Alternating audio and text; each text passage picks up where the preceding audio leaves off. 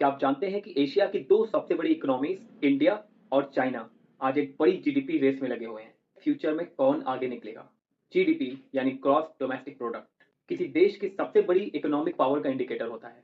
और चाइना का GDP India से काफी बड़ा है, लेकिन ग्रोथ स्टोरी यहीं एंड नहीं होती। तो China the factory of the world, manufacturing, exports, strong infrastructures और गवर्नमेंट लेड प्लानिंग ने चाइना को दुनिया की दूसरी सबसे बड़ी इकोनॉमी बना दिया है। वहीं इंडिया की ताकत है services sector, IT, startups, digital economy और सबसे बड़ी ताकत यंग पॉपुलेशन। तो इंडिया की जीडीपी ग्रोथ रेट आज चाइना से तेज है। तो चाइना का मॉडल है manufacturing plus exports. On the other hand India's model follows services and domestic demand.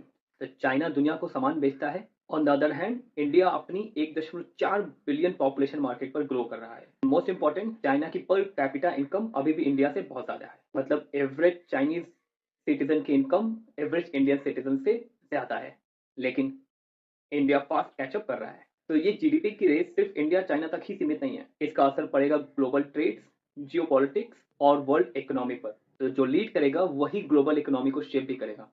तो as of now China size में आगे है बट इंडिया स्पीड में आगे है।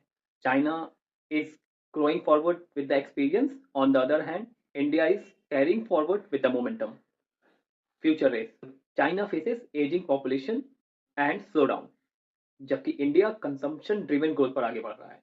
और एक्सपर्ट्स मानते हैं कि लॉन्ग टर्म में गैप कम हो सकता है। तो ये सिर्फ नंबर की रेस नहीं है, ये एक फ्यूचर ग्लोबल पावर बैलेंस की कहानी है। सवाल ये नहीं है कि आज कौन आगे है, बल्कि कल कौन लीड करेगा। तो कमेंट करके बताइए कि इस मुद्दे पर आपकी राय क्या है।